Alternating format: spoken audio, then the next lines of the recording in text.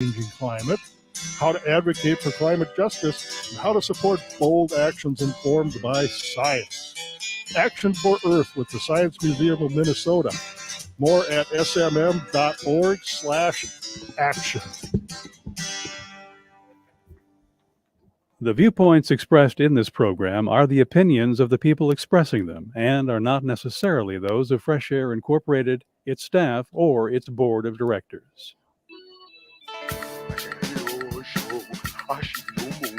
The time now is 1 o'clock. You're listening to Fresh Air Community Radio, 90.3 FM, Minneapolis, on the round world, all over the place. Look at that. I can do that at KFAI.org. I wanted to say all around the world. But what matters now beyond the world is where we are right now, the corner of Cedar and Riverside. 84 degrees out there up on our roof. Says it's been 11 days without rain, which tells me that our rain meter has fallen over, and there's possibly some birds in there or something. 1 o'clock on Tuesdays means Conversations with Al McFarlane. We are connected live from his home studio here. Pumping out all over the world. Mr. McFarlane, are you there? I'm here. Great. How you doing, Mason? Good. Good to hear from you. Good to see you. I see you as well. I saw the gesture you made about all around the world. So yes. So the people on radio have to imagine a beautiful gesture, shape of the world. So yes, it comes across. Thank you. I thought it was a nice save too. Listen, let me get going. I'm Al McFarlane. Right. Welcome to Conversations with Al McFarlane. Today is Tuesday, June 28th, 2022. I'm so glad to be here and glad to have you along as well. Say hi to my co-host and writing partner, Brenda Lau Gray, who joins me every day from New Mexico. Brenda, how you doing? I'm fine. I'm doing fine. Your voice is a little low. Maybe lean into your microphone a little more. Okay. Much better. Okay. I'm fine. I told you it was going to go from 50 degrees to 83. That's where we are. Okay. No fires right now, hopefully? No. The two main ones that have taken 2.5 million acres have been contained, maybe about 85%, but there are 450 homes that were destroyed. Yeah. And so now they're facing the monsoon and the possible flooding where the burned areas are. Well, a person that's no stranger to burning and fire is my colleague and friend who joins me from the West Coast. Hayward Galbraith is a photojournalist on the West Coast. Hayward, how you doing, man? I am doing all right. How are all of you doing today? I think we're all doing well. You're in LA, right? I'm in LA. My daughters are there, Inglewood. Ooh. Yeah, on Beach Avenue. And Dr. Dre say Inglewood always up to no good. But Wood. Hey. But you know I lived in Inglewood. As a matter of fact, where I live now, if you go a block down the street, I am back in Inglewood. What is that, Centinela? I'm on Fairfax. Oh, okay. And they crisscross, the intersection of cities here is an interesting thing. You go across the street, you're in another city. Yeah. Quite often. And so I lived in Inglewood. I lived on Hill Street for about 5 years, which intersects with Beach Street. Right. Yeah. Listen, I know the neighborhood real well over there. Let me bring you guys back in a minute. I think I've got Michael Chaney on the phone. Michael, are you there? Michael Chaney is an urban farmer, an environmentalist, a visionary, entrepreneurial, and one of the, I call him producers in our community. He has an idea, he articulates it, and he builds it, he produces results. So if he's not there now, he'll be calling into the studio. We'll bring him into conversation. But also another colleague and friend of mine who I call a producer as well, and a healer, is Anthony Taylor. Anthony Taylor and his family, associated with his mom, in particular with his family, his mom and dad, associated with the Healing Center in South Minneapolis. And also Anthony has been an advocate for fitness, for bicycling, for using the parks, for imagining ourselves as equity owners of the neighborhoods and amenities that we are part of. Too often, we have beautiful parks in or near our community or on the edges of them. We have bike lanes and bike trails, and somehow we get the feeling that these are for them and not for us. What do you mean, Al McFarlane? We often feel these amenities, these innovations, these accommodations for the regentrification of our neighborhood, and that we are not either thought of or welcomed.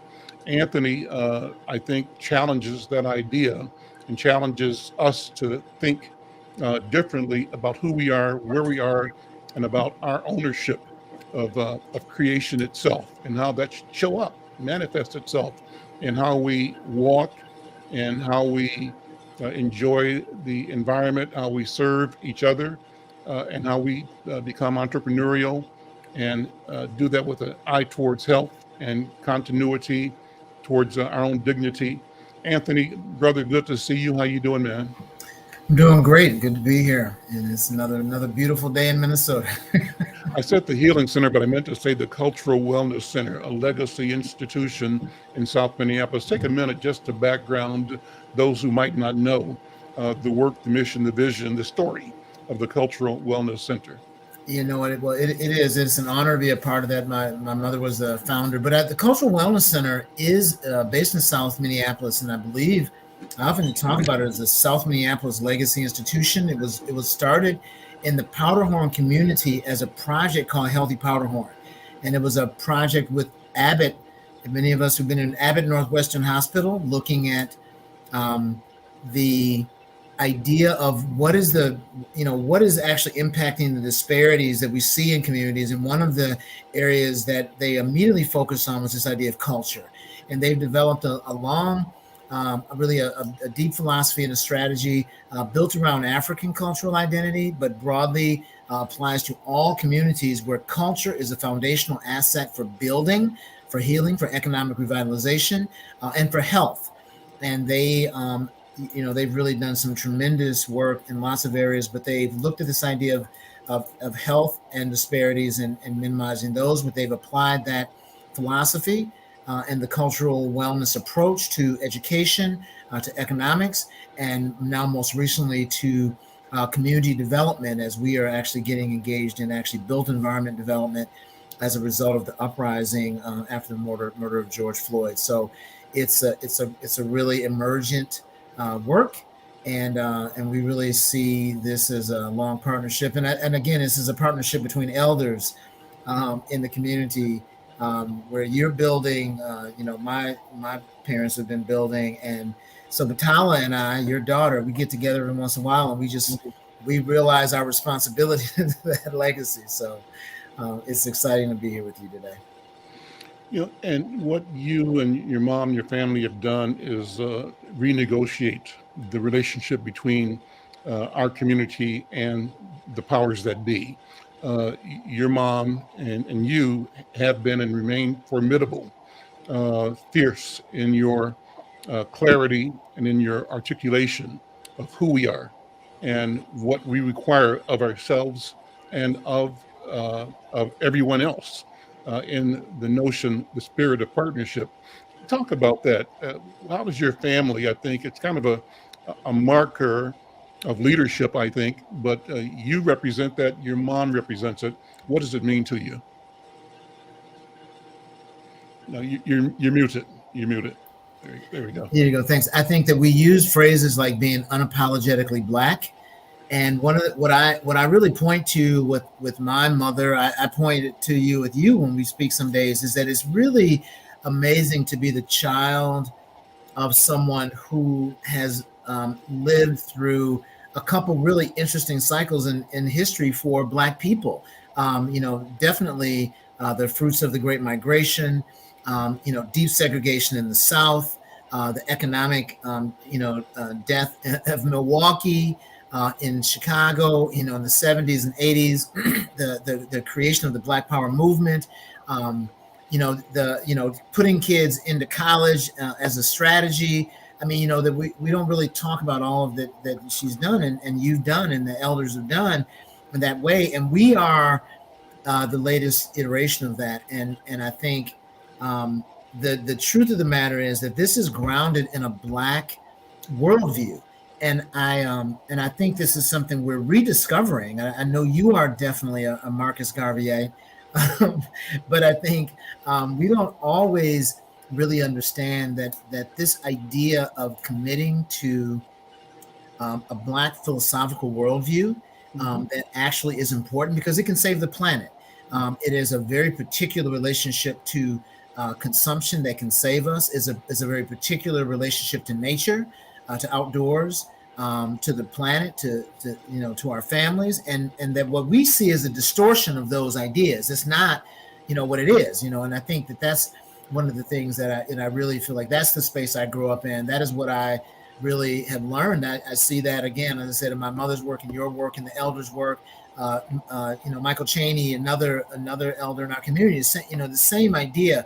And so you all know the source, and we just kind of lost track. And now we're re-engaging with the source of identity related to a Black worldview and the way that we're going to build things. So it's an exciting time for us and an exciting time for me to be able to do the work in the wake of, that thinking.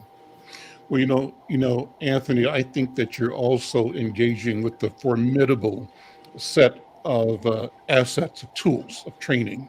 Not only have you absorbed the spirit, the energy, the will to change and be change agents that we, in my generation, represent, that we see ourselves carrying from the people that we, followed and who nurtured and mentored us.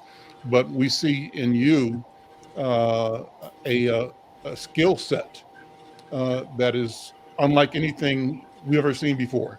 And it means that not only are you grounded in the culture, in an Africanist worldview, a confidence in your and our humanity, and a willingness to not be deceived by or impressed by what anybody else is doing, to understand that all of us are basically made from the same material, and that each of us has a voice that is as important as the next person's voice. So you bring that kind of confidence and that kind of fearlessness, and therefore the negotiation becomes a real negotiation, not a supplication, not genuflecting at the altar of white supremacy, but moving in the world in a way that says that we are creators and that we create, and creating guides our will to create, our intent to create guides our interaction with other human beings and other assets and resources in the planet. Does that make sense to you? Yeah, absolutely. And I'll tell you what, even as you say that, that my most important weapon in this, my most important ally is 25-year-olds. Yeah. What I mean? I think that what you're saying now is absolutely true. That the 25, 35-year-olds, that they are no joke, that the skill set they have, the outlook they have, the lack of the fearlessness they have, the tools and control of media, the value they have, the deep value for the creative, which is another element of this, the artist and the creative. And we are living in a tremendously amazing time. And again, this intergenerational work that we have to do, we now, again, these multi-generations, we have to align. And I think that's another piece of this work, is that we cannot fall into the language and the trap of the boomers versus the Gen Xers versus the Zers versus the millennials versus that has no room for us in our communities. And in truth, it's antithesis to the way that the African people work. You know what I mean? And I think it's really important for us to realize that. And that's really what is deeply, deeply important about this moment. I'm Al McFarlane. This is Conversations with Al McFarlane, talking with my friend and colleague, Anthony Taylor, talking about kind of backgrounding his work, his mission through the Cultural Wellness Center. It's family business for him, legacy business, but he's also doing innovative work in creating and building community. I tell people all the time that my experience with Anthony dates back to where he and my daughter collaborated, and she told me I should start riding a bicycle. And I love telling this story. And I said, yeah, Anthony called. He's got a bicycle club going on. Sure, sure. And are you ready to ride? Sure, but can't make it this week. Can't make it this week. Can't make it that week. So I probably spent a year saying I want to, I intend to, I'm certainly in need of the exercise, overweight and overworked, and not paying attention to my own self-care and well-being. And so finally, Anthony shows up one day with his truck and a bicycle to get on the bike. Let's ride, and that started me riding. And boy, I tell you how much I loved it for that first year. Anthony, you recall I rode through the winter. I'd be riding from my house down to the studio at KFAI in 10 below snowstorms, and loving it, enjoying it. You and I would ride on the Greenway. I would hang out with you, and you'd show me the ropes and how to navigate some of the trails, and we had groups. So I love that. And you've been inviting me again because you're doing slow roll now, and I'm going to invite you to keep bugging me and keep inviting me to make sure I show up, because I really want to do it. And I'm at a place again where I need to refocus and recommit, coming out of COVID, and everything else. So I'm just saying that publicly, with the idea that hopefully somebody's going to ask me, did you do it? Did you do it? And I have to say, yes, I did, because Anthony wouldn't let me not do it. Yeah, well, it's going to be in your neighborhood every other week now. This is a great summer. Like, I really appreciate it. COVID, coming out of the pandemic, actually reconnected people to active living and outdoors as a strategy in a real way. And so we now, our opportunity as advocates is actually to nurture the people that actually turned up. So we're doing slow roll every Tuesday night. We're doing it in North Minneapolis. Explain slow roll. Explain it. Yes. So slow roll is a community bike ride where the goal is not the distance or the bike. The goal is building community and rediscovering the neighborhoods we live in. So I'm telling you, we do North Minneapolis, and we show people a whole new North Minneapolis. We do South Side, near South Side, East Side, all the neighborhoods that people think they know, and the media has created a narrative that in some ways is dangerous. And what we do is we get together with 50 people, most of us Black, and we ride on the North Side. And I want people to rediscover the neighborhoods, because I think when you are on a bike, you are in community, and it is absolutely the case. And so it's not even an active living strategy as much as a reclamation strategy that happens in an active living format. That's what I really think about. Amazing. And it really, that's the goal. So yeah, join us. We're leaving from URock tonight at 6 p.m. If you don't got a bike, we have a bike for you. So that's it. I'm looking over your shoulder, Anthony. It looks like you got Tacumba's work on your wall. Is that Tacumba's art?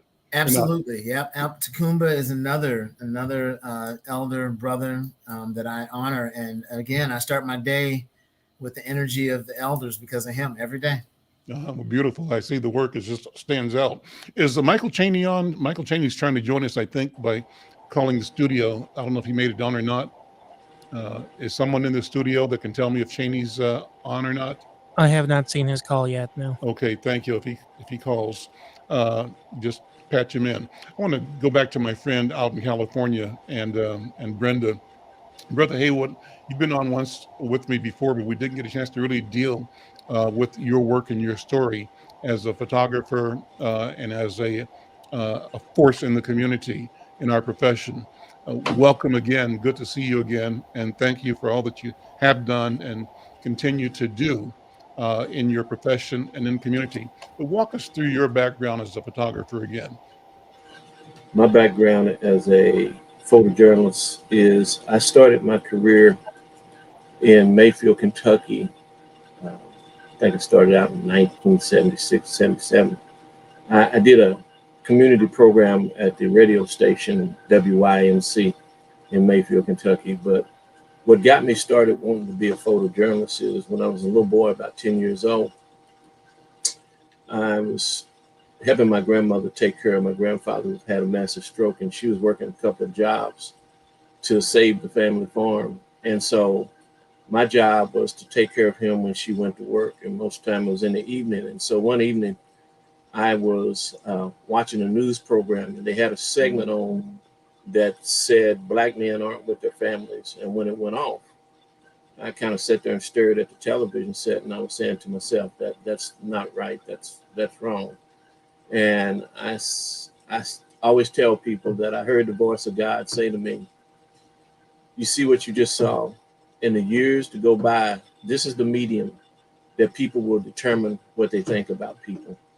And right then and there, I decided I wanted to be a photojournalist, although I didn't know at the time it was photojournalist. I just knew I wanted to be someone who documented history, especially black people's history, where I could get it right, and also document other people's history so I can make sure that it was presented correctly also. So about 1980, I went to Florida. I got into the business in 1984, went to work for a television station, WSVN7 in Fort Lauderdale, Miami, as a sound tech. And I would carry my camera around with me, trying to take pictures of events that we were covering. Nobody wanted to buy a picture, but one day I got a picture of the only woman at the time who had made the FBI's most wanted list. Her and her sons ran a marijuana business in South Florida, and they finally caught her. And I captured images of her being walked into the federal courthouse and called the newspapers. They took them, and from that point on, they started using my images, and that's how I built up my career. Then in 1989, I came to California and went to work for the Los Angeles Sentinel newspaper. And when I got here, the paper wasn't being able to cover a lot of events, even those that involve black people, high profile black people. So I began to advocate, and I had Congresswoman Maxine Waters, Julian Dixon before he passed away, and others writing letters to these individuals. And we started getting in, and that's been the basis of my career, advocating for the black press. And when the O.J. Simpson trial came up, I advocated, and none of the major white-owned news services wanted the black press to work beside them. And Judge Ito, he heard my complaints about what was going on, and he decided to give the black press a photo position in the trial. It had never happened before like that. And what wound up happening was my news organization was the only news organization that was in there every day. Even though there was a couple of photographers every day, it was three of us. They had to trade places with each other. It was 23 pools of photo pools, but mine was the only one that was in there constantly. And I took like 19,000 images. I have the only complete record by one news organization of the O.J. Simpson double murder trial. And I was doing it for the NNPA. Mm-hmm. So I was sending those photos out, and there were things that were done. They basically blackballed my career after that. They wouldn't give me any of those accolades that journalists get when you do something like that. Mm-hmm. They blocked me from being able to get, sign up with companies giving me equipment to do stuff, and going to schools to talk about it. None of that has happened in 27 years, but that doesn't mean that it's not going to happen. And I'm still working I started an organization, Minority Photojournalism Institute, to teach young black photojournalists journalism and fix it where they could get opportunities to be photojournalists. And my goal in life is for us to be able to tell our story, not only tell our story in words, but in images, because images are very impactful. The civil rights movement didn't have what it had with the impact on America because of words. It had what it had in regards to the impact on America because of images. Mm. And we need to be there to capture those images, like I said, to tell the truth about us and the truth about others, because images can, as we know, change the course of history. And that's what I continue to work toward, and make sure that we have the images, especially of us, through our own lenses, to tell our story correctly, because nobody can tell your story better than you can tell your story. I'm Al McFarlane. This is Conversations with Al McFarlane. I'm talking with Brother Haywood Galbraith, who's out in LA, a photojournalist, a pioneer in the industry. Brother Haywood, thanks for telling that story. Name some Yes, of sir. the memorable assignments you've had and produced work for. Memorable is Most memorable. I know they all are memorable. well, that's interesting. Most memorable. Uh, being with 6 presidents is most memorable. I've been in the photo press pool of Ronald Reagan. Ronald Reagan was the first one. George Bush Sr. was the second one. Bill Clinton was the third one. George Bush #2 was the fourth one.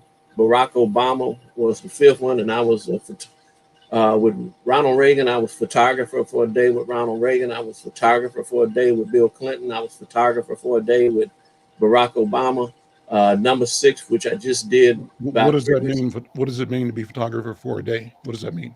It means for a whole day I traveled with them when they went to their different places that they were going to. Were you alone or you in a group? I was in the group with their photographer. Okay. That's The White House always has its photographer. Yep. Or its photographers traveling with the president, but I was fortunate enough to be an individual photographer and have the pin from the Secret Service that says, hey, he gets to follow the president. He gets to do what he gets to be with the Secret Service and everything. Mm-hmm. And the last one that I just did, like I said, 3 weeks ago, was President Biden, who came to Los Angeles. Also memorable has been covering, at one time I covered 13 Super Bowls in a row down on the field. And boy, I had to fight to be able to do that. And as we know, 70% of the players are African American. But when it comes to covering the Super Bowl, they either don't give you credentials or make you get way up high in the stadium, and down on the field close to the action is usually all white-owned news organizations. And you very seldom see Black photojournalists at those major events. Memorable was when Tiger Woods was starting out covering Tiger Woods at a golf tournament out here. Also going to Washington, D.C. to cover Bill Clinton's first inaugural. Like I said, the O.J. Simpson double murder trial, covering fights with Mike Tyson up in Vegas, and that the famous fight with him and Evander Holyfield. I was there that night when he met the guys here, right? Yeah. And it's just so many that at this particular moment it's hard to think about it. I'll think about it when we get through. Sure. Have you done any international work, any international travel? I have gone to the Bahamas to cover some stuff, and to Jamaica to cover some stuff. Mm-hmm. Okay, great. Speaking of stories, when I ask myself the question, the one interview that always comes to my head, I've shared this before, is one of 3 I did with a guy named General Riek Machar.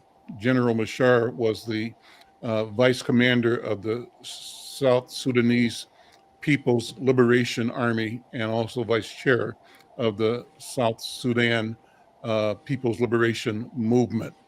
And actually came to my office here in Minnesota, and then we did a couple of programs with him on campuses around Twin Cities that we live streamed. But when I first met him, what floored me was his matter-of-fact discussion of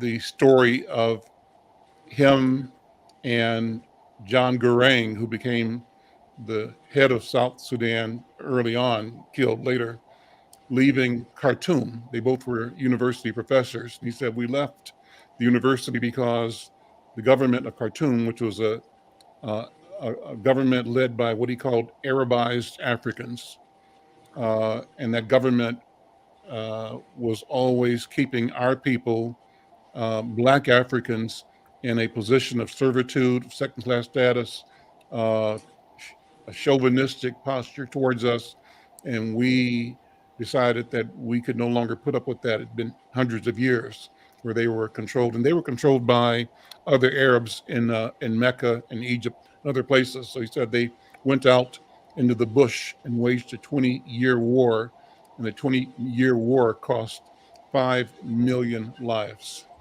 That was sobering, stunning, flattening for me.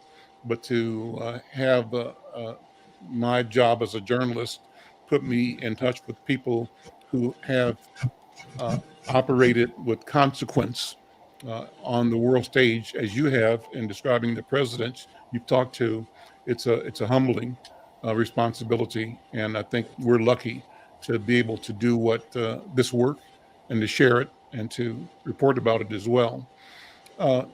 What's going on right now with you? Go ahead, Hager.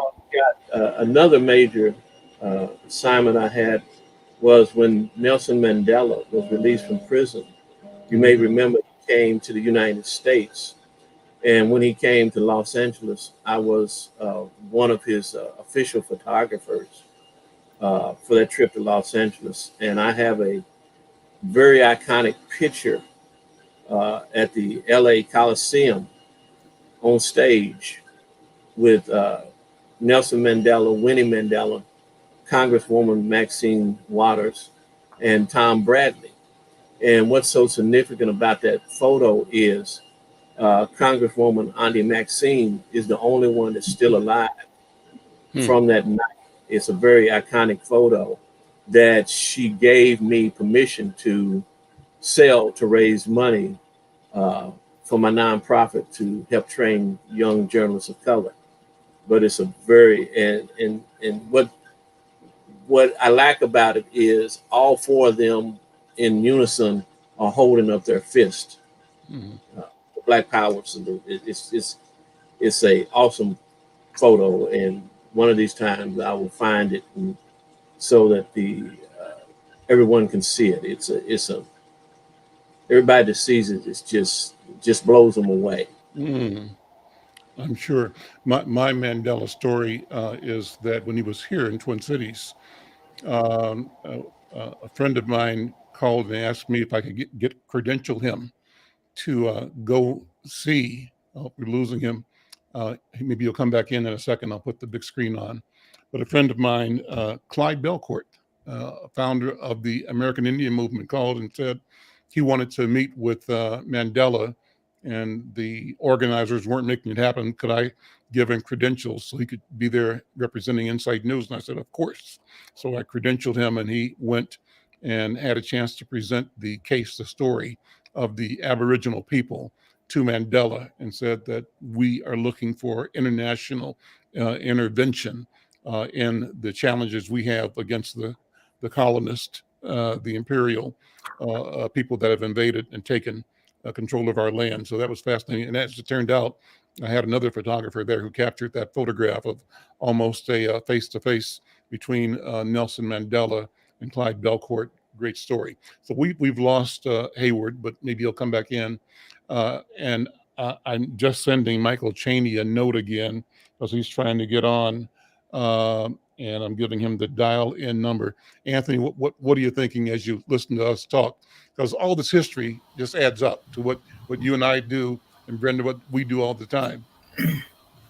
Well, I think, well, the first thing I thought about too is really the conversation as connects to Gordon Parks, another, and that the weapon. I really have always loved that metaphor, and so I think about that immediately. And one of the things that I also think about is that the documentation of Black life that he talks about, the visual representations of it, and I do. Again, as I said earlier, the idea of the artist, the role of the artist to document the emotional life that a community is having. You know what I mean? I think, that's really what I was sitting here thinking, because I think for Slow Roll, one of the elements of our success in the last couple of years is that we stopped collaborating, for example, with bike organizations, and we started collaborating with arts organizations and community serving organizations around those ideas, because our intention was to move it, to make it a tool for connecting people in community. And so, that's really kind of what I'm really thinking about in terms of where we are and how we are building community. Like, what are the elements of building community? And really that role of the artist, and is really, really critical and key to that. We got Hayward back. Hayward, let me bring you back into the stream here. Yeah, we lost you for a second there. I was going to say, I'm watching you in your operating space, and you remind me of where I am. So for our radio listeners, let me describe what I see looking at your working space here.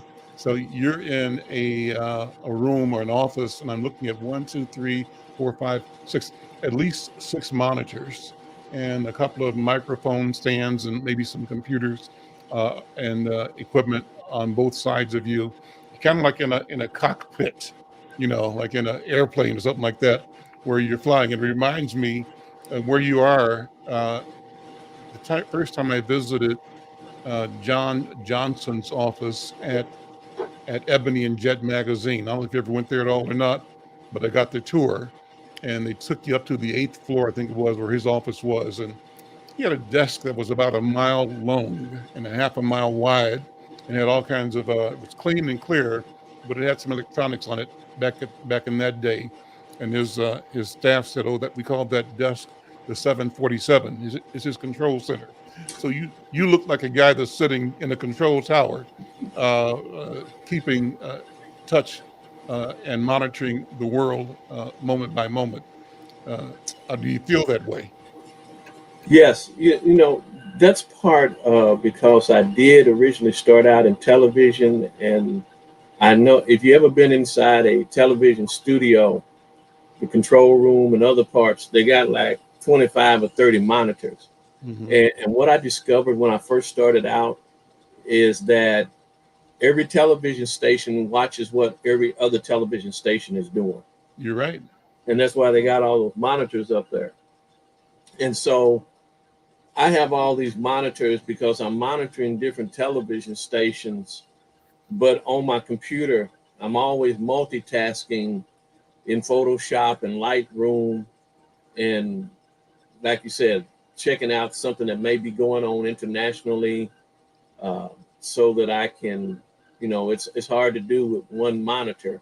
Mm-hmm. So I have 4 monitors, and those 2 up top are actually television. So, and one of them is hooked up to the internet, and that's the good thing about the newer televisions. They can be hooked up to the internet to pick up stuff. But yes, I got my little control room going here. And the truth is, what I'm talking to you on is actually a new computer. This is the first time I use the camera, which means when I get off of it, I have to do some stuff to adjust the color where the color is correct. But I just got this and started using it. And I think I'm about to bring in a couple more monitors to go with it. I'm about to monitor myself out of the room, actually. Yeah, well, you and I are fellow travelers here. I'm sitting at a desk, and I'm looking at the 2 that I'm in front of me, and then 2 monitors, a workstation on one side, and across from me, a workstation with 2 more monitors. So I've got like a total of 6 monitors in my working space right now, and 3 different, computers all operable, ready to operate, plus my iPads and stuff like that. It's kind of fun. I mean, it's kind of fun being geeky and being nerdy and being at least I say pretend techie. I'm not quite there, but I have fun. Yeah, and sometimes, I always tell people we are the sum total of our life's experiences. And growing up, family and others, they said, you're not going to amount to anything. You don't do your homework. You get bad grades. You're just not smart. You're not going to do it. And so when computers came out and we got into computers, I made a point to learn how to do computers because that was like geeks, and that was like geeks are smart. So that was another reason I got into computers. And speaking about that, it's interesting how things have changed, because what was realized when I got older in school is that I was really into this type of stuff, but where I was from, they didn't have that type. Teachers didn't recognize, and family didn't recognize that some people operate on a different wavelength. And I really wish back then they would have had schools that had, like they have now, that are for the arts and stuff. I know that I would have done much better and been much more attentive. And one of the other things they found out was, in reference to me doing my homework and doing stuff in school, was that what they was teaching, in a way, I was advanced of it, and I was just bored. When I was given something that was very difficult that got my attention, I excelled in it. Interesting. I'm Al McFarlane. This is Conversations with Al McFarlane, talking to Haywood Galbraith, photojournalist, innovator out in LA. Also here, my friend and colleague, Anthony Taylor. Anthony Taylor and my writing partner, Brenda Lyle Gray. Anthony, as we were talking, I want to get back to you. A couple of days ago, we interviewed people from the University of Minnesota School of Architecture and the Design Center, who are collaborating with Chaney and others to look at the corridor between Worth Park and the Mississippi River in North Minneapolis. It's 26th, I think it's Avenue or 26th Street. I'm not sure which it is. Street. But it's a 26th Street. Is a street or avenue? Which one is it? It's 26th Street. Yeah, 26th Street corridor. Yep. And so, as they were describing the process they are going about, working with organizations like Hawthorne Neighborhood and other community organizations to generate awareness, involvement, support, and the voice of the community in the planning of the potential uses, ways of service this roadway can have, not just as a street between point A and point B, but what the significance is of connecting, Theodore Worth Park, which is a regional resource, and the Mississippi River, which at the end of it right now, it's industrial, but it's part of a larger, grander development scheme. And the development scheme ought to include, as you have said, the interest, the futures for Black people. And too often in the past, the design of community has been something that we've not been a part of. Have you worked with them at all? I know you've worked with Theodore Worth Park with some projects with the Loppet Foundation, and you're all about the river and reclaiming spaces for us to enjoy and know ourselves and our community. Yeah, matter of fact, one of the heroes of that, of course, is Brett Buckner as well. So, I think the thing that I'd say about the 26th Street Bikeway, North Commons is a development, Upper Harbor Terminal, Theodore Worth Park, all of these are clearly, and this is what we know, is that if you look at the density of where Black people live in the Twin Cities, and more importantly, when you look at North Minneapolis and you look at the density of where white families have moved in, and what you see is a high density along the parkways, the greenways, Worth Beach, all these things. And the thing that we have to know is that all of this is a result. None of this is an accident. And I think that's where we get to the hard work of acknowledging that. So then we get to the hard work of new policy, new designs, bringing the people in, talking to community, because as you said, the Theodore Worth Parkway is a great asset. People don't know it's the same size as Central Park in New York, and more active. That we really have to make a connection there. It's only about 1.5 miles to the Mississippi River from there, but it's like you would think it was a world apart. The other thing is that it acknowledges the historical realities where they have used, they've actually industrialized the side of the river and that is considered North Minneapolis versus the other side of the river or near downtown. And so we just find this disconnection between the people and the river there because of the way that they wielded policy. And so we're working to really make all those connections. The other one that as someone, a longtime Northsider, that they re-emerged Bassett Creek. Bassett Creek was an environmental hazard as well. Mm-hmm. And part of the project when they redid Sumner Housing Complex there, and now, that we unearthed Bassett Creek and replanted prairie grass. And so there's an active strategy to reclaim all of these natural spaces for us. And the last project actually that's happening on the north side, Mr. McFarlane, I think that is exciting, is the possible reclaiming of Highway 55. A lot of people don't know that as Old 6th Street. But the city intentionally turned 6th Street, which again was a district where people lived. They used it as a way for business and getting through the community, and turned it into 4-lane, 5-lane highway to connect downtown to the suburbs. And they did that at the expense of Black communities in the north side. And again, it's just full of those things. So even as they do this work that they're talking about, I think the thing that we have to more aggressively push on is the acknowledgement of the ways that they historically have wielded this policy against our communities. And now they have reparative and restorative work to do.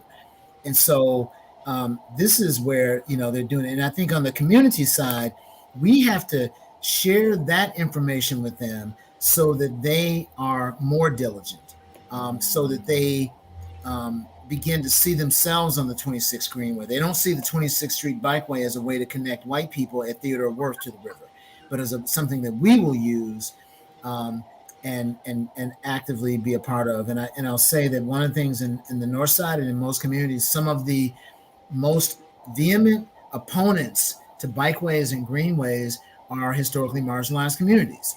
It's the Hmong community, the African American community, because they have not seen where bike lanes have worked out for them, right? It hasn't worked out for us to date. City infrastructure hasn't worked out for us to date. So it's not imagined. They're absolutely right.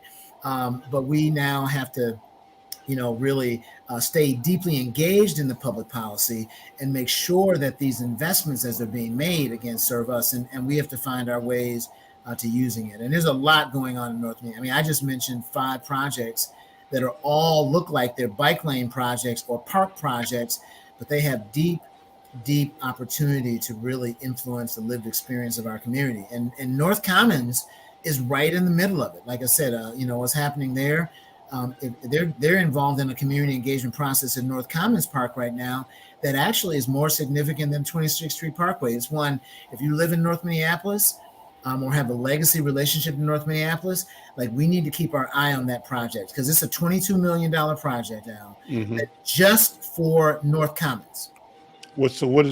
Describe it, if you would, as much as you can. There is a project that the park board is engaged in to actually redesign and rebuild North Commons as a community hub.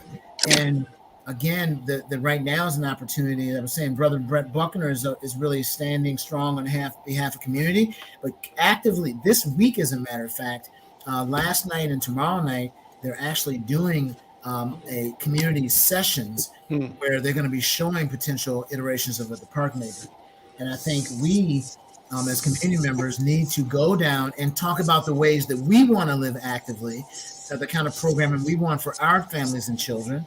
And people are asking for strange things that, historically seem strange, but they want to learn how to camp at North Commons. They want to roller skate at North Commons, right?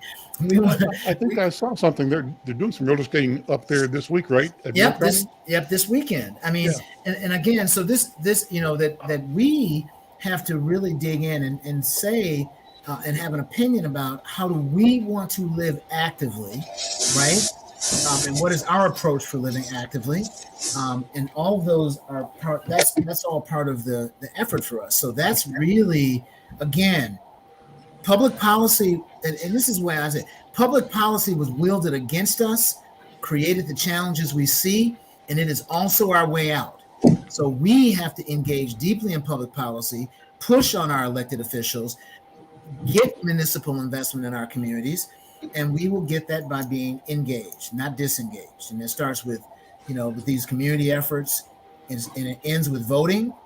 And that's all of this. It doesn't seem connected, but it's all absolutely deeply connected.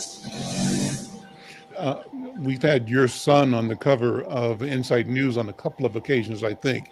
He's an active, New School active youth. Talk about how he's doing. you have a 17-year-old, and as 17-year-olds know everything about the world, which is difficult for us to accept, but they do. And but he's a world-class snowboarder, and he and what's interesting, Mr. McFarlane, is that he really got an opportunity to travel out west, snowboard with the U.S. Olympic team, and after being out there, he decided that he did not want to continue that path. He didn't want to be an Olympian and do it that way. So he's come back home, and what he's doing now is he's coaching mountain biking and coaching snowboarding, and really preparing for his life in college. As an advocate for different kinds of sports, and including F1 racing and IndyCar racing. And so I think he really has leaned into this idea of where are the spaces that Black people have a legacy, but may not necessarily be present all the time. So we have lots of opportunity to do things that are new, and that's what I mean. The young people that we're raising, they are imagining stuff and doing things. They're not even imagining. They're going after these things that we hadn't even necessarily considered as what Black people do. And so I'm really. And your grandson is doing go-kart racing, which is funny, right? My son wants to race F1, and your grandson. I was telling my wife, Bobby, I said, thinking about they went to Cokato, I think it is, or Cokato, Minnesota. There's a racetrack.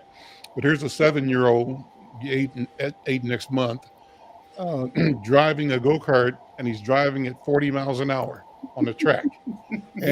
Just the thought of this, I said, dang, if he's driving a go-kart at 40 miles an hour, and he's 8 years old, if he can do that, he can fly.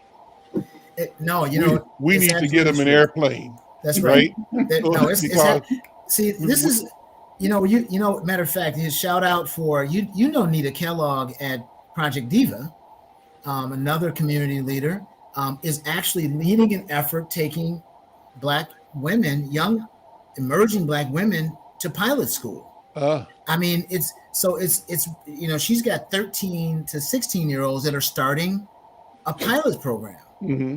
I mean, we can't even joke about this stuff anymore. It's all going to happen. It can happen. It will happen. We were watching I think a BET program or an interview with a guy who was a pilot and who has his own commercial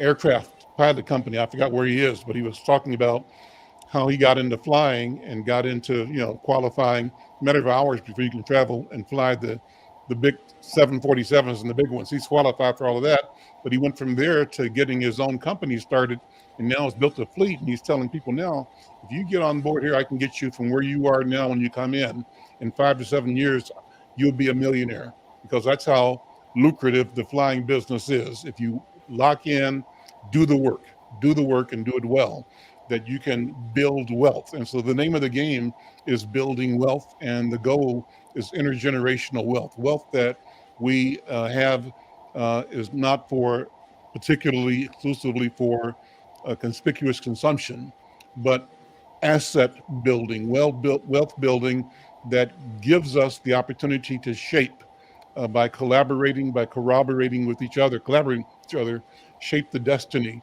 of our communities and of our people, and ultimately of humanity. But I think we're on the path there, and I think you're right. The youngest kids, their futures are unlimited, and we simply have to be mindful and not be barriers and not be discouragers, but rather be enablers and supporters and believe in their imaginations. What do you think, Anthony? And Hayward, what do you think?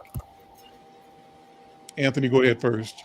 Well, yeah, I think it's absolutely right. And I think that they are in a moment where their imagination is unbounded.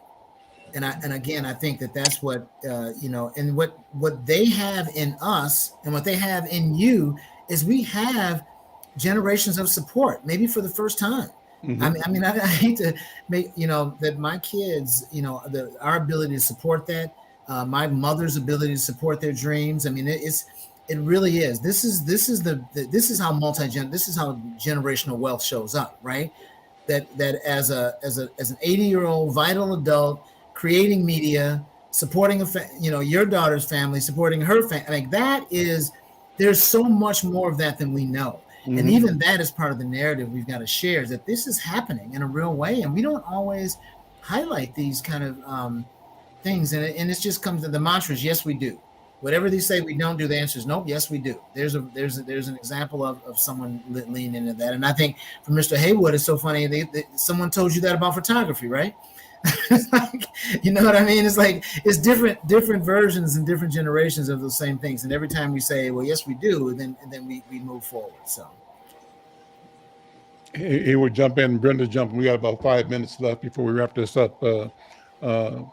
Yeah. What's your sense of the future, Haywood? You're training kids, young people, to get into your profession, our profession, media.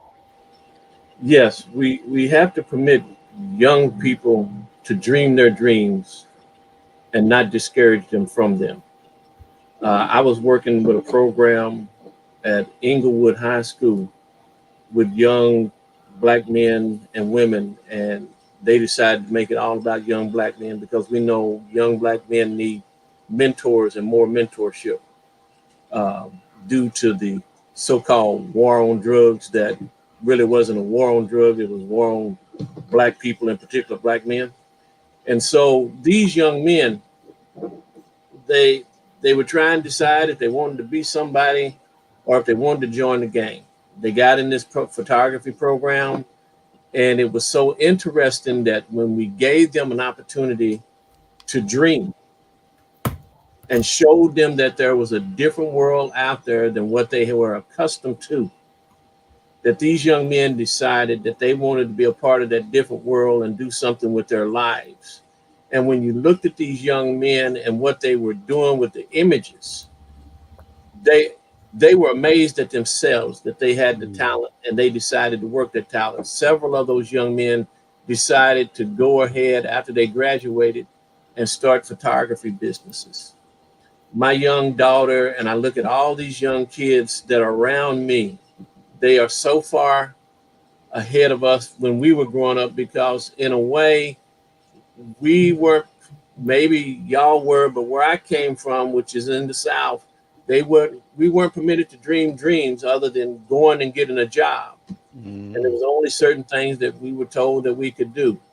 I am so grateful that parents permit their children to dream and be a part of the technology, because technology is where it's at now, ladies and gentlemen. Brenda, it's technology. Brenda, what you think? You got a couple of minutes. I just think your story is powerful because there's so many examples. I wanted to tell you though, Haywood, when Al and I were growing up on 28th in Indiana and Kansas City, Missouri, we had teachers and parents that had so many high expectations for us in the 50s and 60s. And we dreamed. You know, it was like Al tells the story all the time that his dad had him reading the newspaper sitting at the table. And he told his son, his oldest son, you know, how articulate he was. And he was a wordsmith. And even though Al was allowed to go to journalism school, Black females could not go. I had one of the top portfolios at the University of Missouri. But Dean Burton said I wouldn't get a job because, you know, there was only Johnson Publication. So I ended up going into education, but that's where God probably wanted me to be because I've touched a lot of kids. So I'm good with that. And now have the opportunity. I started with Al 2 years ago. And so in my winter season, I was still able to write. It never left, because we had the Gladys Cowells and Mrs. Goodwin and all of these great, I just wrote about them. They were classy and they made us work. And we had a principal that would say, Brenda Lau, do you have a book in that satchel? And there had better been. If not, he would get on the phone and say, Eugene, find her a book. She needs to be reading on the weekends and when you travel, because we traveled with the Green Book. So, Brenda, let me ask you. We got to sign out in a second here. Do you remember or know what ambrosia is? Is George that a Perry. color? Ambrosia is the food of the gods, and No. it's a fruit salad made with coconut, Oh, yeah. grapefruit, I do etc., remember raisins. that. Had And George nuts. Perry, our principal, had us eat that in our 6th grade class, and that's why I know that now. So kudos to our 6th grade class. Listen, we're out of time. This has been a wonderful conversation. Brother Haywood, thank you. Brother Anthony, thank you. As always, Brenda, thank you. We didn't get to Michael Chaney, and I reached out to another new friend of mine, brother named Troy Johnson, who has a company called the African American Literary Book Club. And he sent me a note listing several books to read. Can't do it now, we're out of time. But what I want to do is ask him to join the program at least for a minute or two to tell us about new books, because he's selling books worldwide online and promoting literature, promoting reading. I think we should do the same, is elevate our appreciation, our love, and our prowess in the pursuit of knowledge, information, experience through reading and through media. Listen, it's 2:00, time for me to go. Let me turn it back to the studio. Again, thanks. See you all next week. Take care. Bye-bye. Thank you. Enjoy California. I will. Al, I'm about to call you. Okay, thank you. Programming is supported by Hennepin County Child and Teen Checkups, whose free annual checkups can help listeners take control of their health. Annual checkups can identify potential. Are we off?